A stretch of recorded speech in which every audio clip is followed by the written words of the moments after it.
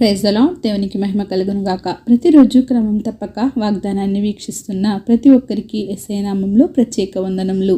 Subscribe చేసుకుని అనేక మందికి షేర్ చేసి దేవుని మాటల ద్వారా బలపరచండి. దేవుని వాగ్దానము యెషయా గ్రంథము 41వ అధ్యాయము 14వ వచనము.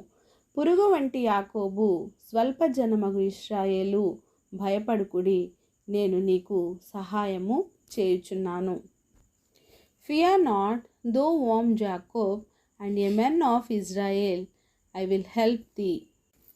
దేవుడు యాకోబుతో, ఒక పురుగు వంటి స్థితిలో ఉన్న నీవు, చిన్న జనముగా ఉన్న నీవు భయపడకు, దేనికి నీవు జడియకు, సహాయము చేయవాడను నేనే. ఒక పురుగు స్థితి ఎలా ఉంటుంది? దానికి ఏమీ ప్రాముఖ్యత ఉండదు. చేతితో చంపివేయవచ్చు, కాలితో నిలిమివేయవచ్చు. ఒక పురుగులాగా బలహీనంగా ఉన్న యాకోబును ఒక పదునైన పళ్ళు కలిగిన ఒక గొప్ప పరికరంగా నిన్ను నియమించుకుంటాను అని 15వ వచనంలో పోల్చడం జరిగింది. అయితే పురుగుగా ఉన్న యాకోబును కక్కులు పెట్టబడి పదును గల క్రొత్తదైన నురిపిడి మ్రానుగా చేయబడ్డాడు. పురుగు చాలా అల్పమైనది. ఒక రాయి తగిలితే అది గాయపడుతుంది. అయితే నురిపిడి మ్రాను ఇది నలగగొడుతుందే గాని తానెప్పుడు నలుగదు.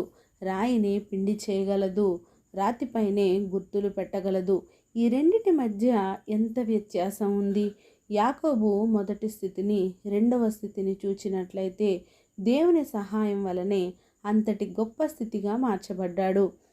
గొంగళి పురుగును చూచినట్లయితే దానిని అందరూ అసహ్యించుకుంటారు. కానీ సీతాకోకచిలుకగా మారిన దానినే అందరూ పట్టుకోవాలని, దాని అందమును చూడాలని ఆశిస్తారు.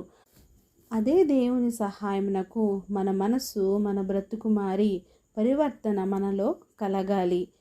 అప్పుడే జీవితంకు ఒక అర్థం కలుగుతుంది. మన పరిస్థితుల కంటే బలవంతులనుగా చేస్తాడు మన దేవుడు. ఆ పరిస్థితులను మనకు క్షేమాధారంగా మలచగలడు. నీ జీవితంలో దుఃఖం, శ్రమ, చితికిపోయిన జీవితంను కలిగి ఉంటే అదే జీవితంలో స్తుతి సంగీతాన్ని వినిపించగలడు. యాకోబు స్థితి మార్చిన దేవుడే మన స్థితిని మార్చగలడు. ఇప్పుడు పురుగు లాంటి స్థితిలో గనుక నీ ఉంటే ఒక గట్టి ఉక్కు లాంటి దృఢమైన పరికరంగా నిన్ను చేయగలడు. భయపడకు, దిగులు పడకు, జడియకు.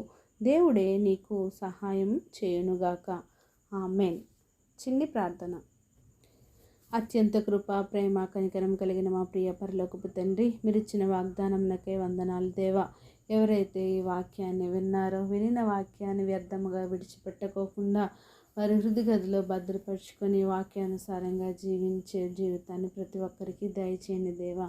అవును ప్రభా, ఎవరి స్థితి ఎలా ఉందో నాయన, సర్వం ఎరిగిన దేవుడు, వారి స్థితిగతులను మార్చే దేవుడు, వారి స్థితిగతులను తలక్రిందులుగా చేసేవాడు నీవే కదా తండ్రి.